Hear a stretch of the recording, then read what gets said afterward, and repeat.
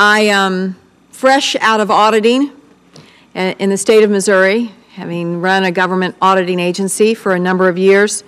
I came to the United States Senate and was honored to get a seat on the Armed Services Committee. So as I began to learn about the conflict in Iraq, I kept coming back to contracting because the auditor in me was surprised at some of the things I began learning about contracting in Iraq. So I went to Iraq. And the purpose of my trip was not to do what many senators do when they go to Iraq, which is to look at the conflict through the prism of the military mission. I went specifically for the reason to oversee contracting and what was going on with contracting. So I spent, frankly, more time in Kuwait, which won't surprise some of you, than I actually spent in theater. And I had many different things that happened on that trip that are seared into my hard drive. Realizations about the lack of coordination and integration between various pots of money. Amazing lapses in scoping contracts and making contracts definite enough that they could be enforced, particularly from any kind of accountability standpoint in the government getting their money back when it had been abused and misused by contractors. I will, though, only tell you one of many stories I could tell you because I think it is so illustrative of how bad the problem was in Iraq. We were sitting in a room where log cap was administered in Iraq. This wasn't in Kuwait.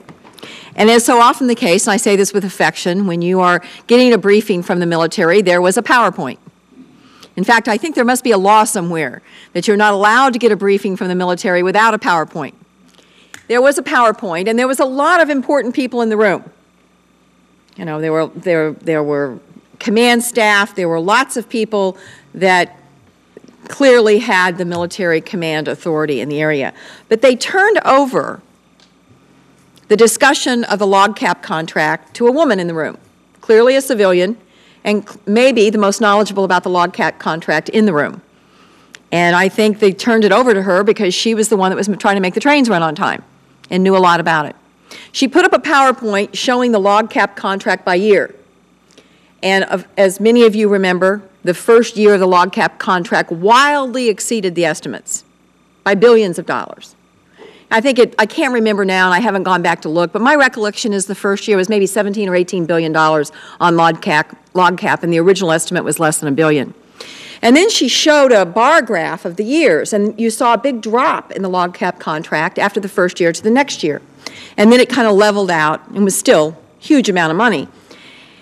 And so she got through the presentation, and you could tell she was kind of nervous, and so I was trying to help her, right? I was trying to be kind. I was sometimes in this hearing room and others, it doesn't appear that I'm kind. I was trying to be kind to her, and I said to her, well, you left out what you all did to bring that contract down so much after the first year. There was an awkward, uncomfortable silence in the room as everyone kind of shifted and looked at each other. And with God as my witness, she looked at me across that table and said it was a fluke. That is the best example I can give you of several examples of how contracting went wild in Iraq.